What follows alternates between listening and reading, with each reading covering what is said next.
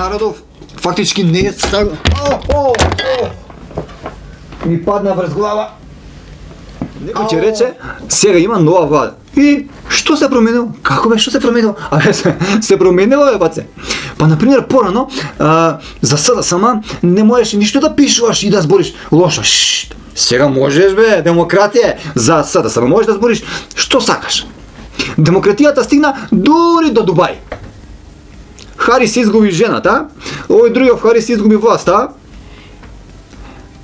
А сада сама, извинете, уста гомна да ми јаде. Мислев, сада се и дуи, не може да ги јаде ни куче со маст. Васко Ковачевски пребега дури до Нов Зеланд. Па, пошто нема каде на подалеку да оди, а Артанчо само до Албанија. А јас, например, се надевав дека ќе стигне барем до Аргентина, пошто уфатата многу личи на гаучос. Или у превод гонична говеда.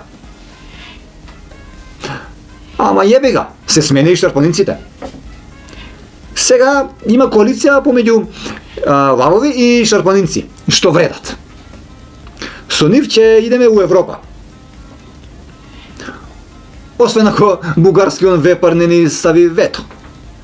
И така, Трамп повторно дое на власт. Збриша се пред себе, како ураган. Па редно беше, на антена ми се качија веќе со тие транжендери, со тие баунштанглите, со тие лесбобизи, гей, фраерите и со тоа бизарните особи. Такво време дојде. Денеска може секој што сака да биде. Еве, например, едно детенце се пријавило во школа дека сака, дека се осеќа да биде мачка, сакал да биде. И побрал во школото, во вецето да му биде поставено легенче со песок, за да мочка. Родителите, како стари мачори, аслан мачори со бркови, го поддржале детево да биде домаќа животиња. Како секој нормално говедо, нели? А директорот бил многу фин, изреко многу фин човек. Замислете си, директорот не леген, него му поставил во вецето цела вреќа со песок за да мочка. И откако се измочкало детенцето, го фатил за ушињата и го синал право во подрум, за да брка глувци, како секој маче. И со секој фатено глувче на детенцето му пишувале петка на рачето, на шепат, за да си ги носи дома кај мама и тато. Абе, се појави една вест, вели, 80% од мажите во Јапонија им ја давале платата на жените. Абе, каква глупост е тоа, бе? Кој пише такви глупости, бе? Па знаете ли вие Филип II дека на времето цела плата ја дава на Олимпија? Филип II. Еднаш се сетил, рекол да забушава малце, ама останал без око. Абе, кај има Македонија што не ја дава по цела плата на жената, бе? Кај има? Па само јас познам едно 100 души со жолтен и со закосени очи, прави јапанци. Еве, например, Димитар Ковачевски. Прав јапанец, бе, прав јапанец. Он не цела плата да јаде на жена му, него он, еве, например, на седница на влада, кога беше пример, цела нива и подари на жена му, бе. А и жениве се заебење. Пардон, така е узречицата. Не се фаќате, па и вие одма не ме фаќате за збор. Сакам да ви кажам, многу се скржави, де, стиснати. Имаат улаз, а немаат излаз. Прво ја даваш цела плата, после се молиш да ти даде за доручек и за цигари. Ако не купиш бурек и пројдеш само со ѓеврек и со јогурт, тогаш ќе имаш и за кладилница. Шо, вие не ми ја давате платата на жената? Ај нека дигнат рука кој ја дава платата на жена си. Ајде бе, дигнете, ајде, ако сте мажи, ја да ве видам. Кој нема да дигне, нека му умре швалерката. Абе, дигайте во рака, ќе ви испоцркаш швалерките, бе. Така. Чекај. Шо е 50 сте? И се јапанци мајгата.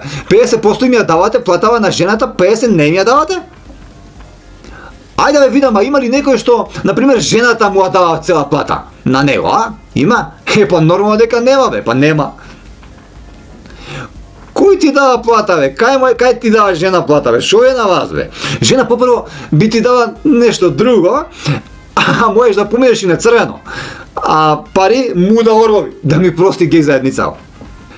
Абе, баце, жените се као евреи. Например, има 6 еврејски правила.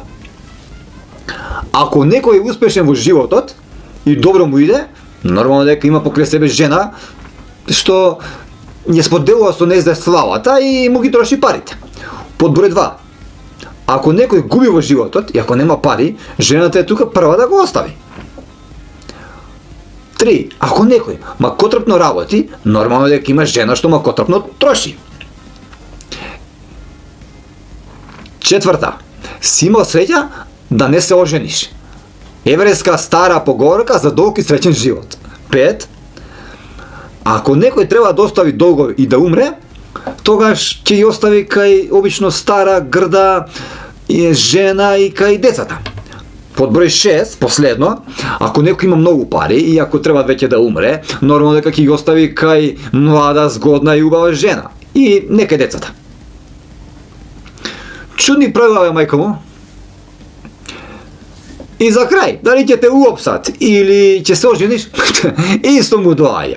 Заради тоа што секогаш на почетокот ти ги читаат правилата. Ајде, јас отидов да поберам 100 денари од жена ми за цигари, а пошто нема цигари за 100 денари, денеска изгледа нешто друго ќе пушам.